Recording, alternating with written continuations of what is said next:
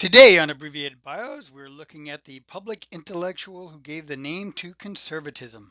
His name was Russell Kirk. I'm Stephen Yoder. Russell Kirk was born on October 19th, 1918 in Plymouth, Massachusetts to Russell Andrew Kirk, a railroad engineer, and Marjorie Pierce Kirk.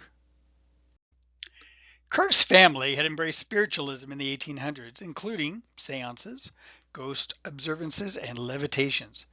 Russell, as a youth, became obsessed with ghosts and learned how to give tarot card readings.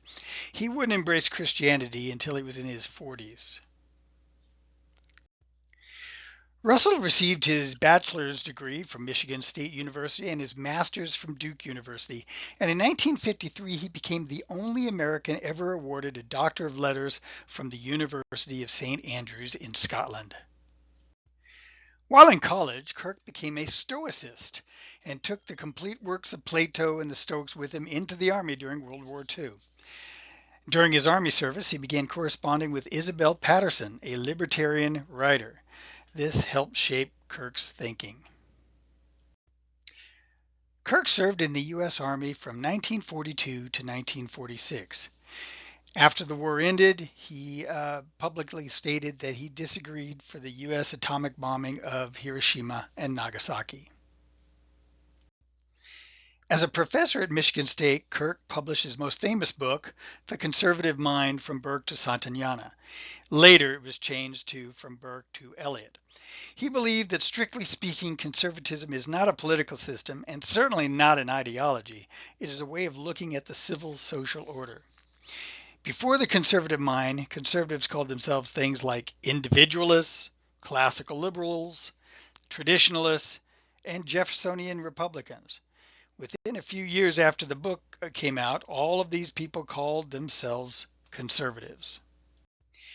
In another of his well-known books, The Roots of the American Order, he used 5 cities, Jerusalem, Athens, Rome, London, and Philadelphia, to explain the origins of America's moral, intellectual, cultural, and political foundations. Russell Kirk helped found, along with William Buckley and other conservatives, the conservative magazine National Review, and wrote a regular column within it from 1955 to 1980. He did not always follow Republican establishment ideas.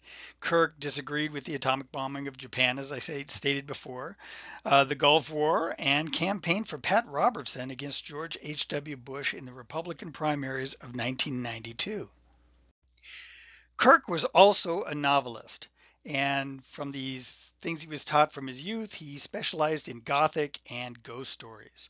His biggest seller was The Old House of Fear from 1961. He continued writing fiction until 1980. In the picture below, he's standing next to Ray Bradbury. Russell found romance and religion in his middle age. He began a spiritual journey to Christianity in the 1950s. He converted to Catholicism in 1964, a few weeks before he finally married. He married Annette Courtemanche on September 9, 1964. They lived in his ancestral home, Piety Hill, in Mecosta, Michigan. They had 4 daughters together, Monica, Cecilia, Felicia, and Andrea. Their marriage turned out to be a real Christian partnership. They opened their doors to the poor and needy, including Vietnamese families, Ethiopians, Poles fleeing martial law, Croats, and unwed mothers because of their pro-life views. In 1975, they took in a Vietnamese military officer and his 10 dependents for 3 years. He took in a Polish dissident, Rhett Ludwikowski, and his wife and children for 2 years.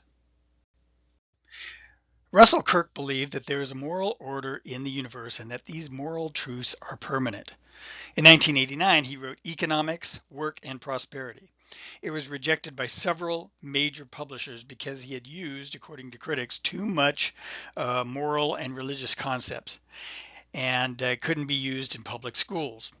It got picked up by Abeka publishers and became a major economics textbook for homeschoolers.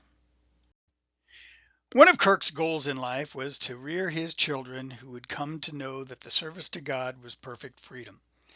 Russell Kirk died on April 29, 1994, at home in Mecosta, Michigan. Russell Kirk was a public intellectual that helped define what it is to be a conservative and even, in fact, gave the movement its name.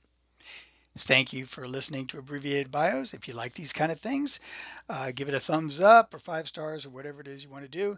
And I'd hope you subscribe to it. Thank you.